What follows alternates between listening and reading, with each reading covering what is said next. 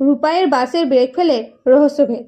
রূপাই যে বুঝতে পারে বাসে ব্রেক ফেল করানো হয়েছে, সেই জেঠির সাথে কথা বলতে চায়, কিন্তু মহিলা কনস্টেবল দেখা করতে দেয় না। সেই সময় কৌশিক এসে বলে, আমি অর্ডার নিয়ে এসেছি রূপাইয়ের সাথে দেখা করবার, এবার তো দেখা করতে দেবেন।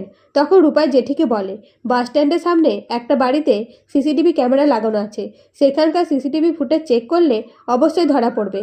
সেই সময় পুলিশ অফিসার এসে বলে, রূপাইয়ের বাস চেক করতে গেছিলাম মেকানিক নিয়ে, সে বলল ব্রেকে তার কেটে দেওয়া হয়েছে, আর আমি তো রূপাইকে চিনতাম, তাই যখন জানতে পারলাম রিপোর্টে অ্যালকোহল ছিল, তাই মাথায় ঠিক ছিল না। তবে পরে ভেবে দেখলাম রূপাই এতটা পরিমাণে নেশা করলে অবশ্যই পাশে থেকে গন্ধ ছাড়বে, কিন্তু রূপাইয়ের কাছে থেকে কোনো গন্ধ পাচ্ছিলাম না, তাই আবার তদন্ত শুরু করেছি। এই কথা শুনে কৌশিক রূপাইয়ের প্রশংসা করতে থাকলে রেহান এসে উপস্থিত হয় আর বলে, রূপাইকে জেল থেকে বের করা আমার দায়িত্ব, আর রূপাইকে আমি নির্দোষ প্রমাণ করব। এদিকে অফিসার সিসিটিভি ফুটেজ কিছু না পেলে রূপাই বলে, এটা কিভাবে সম্ভব, তাহলে সিসিটিভি ফুটেজে ধরা পড়েনি। তখন অফিসার বলে, ফুটেজ আমি আনিয়ে নিচ্ছি, এখন আপনারা বাইরে যান। তখন রেহান বলে, আমি বাইরে যাচ্ছি, তবে থানার বাইরেই থাকবো, তোমার কিছু প্রয়োজন হলে বলো রূপাই।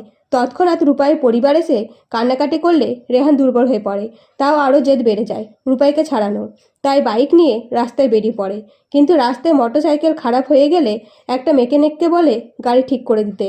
তখন মেকানিক বলে, আমি আর পারছি না, এখন কোনো মেকানিক নেই, তাই খুব খাটনি হয়েছে সারাদিন। তখন রেহান বলে, মেকানিক কোথায় গেছে? তখন ব্যক্তিটি বলে, দীঘা গেছে, 2 দিন হবে। এই কথা শুনে রেহান মেকানিকের খোঁজে বেরিয়ে পড়ে আর বলে, মেকানিককে ধরলে সব জানতে পারবো, তারপর ডক্টর সান্যালকে দেখব। তো রেহান কি মিসকার ভাড়া করা মেকানিককে কাছে পৌঁছাতে পারবে? অবশ্যই কমেন্ট করে জানাবেন আপনাদের মতামত। ধন্যবাদ।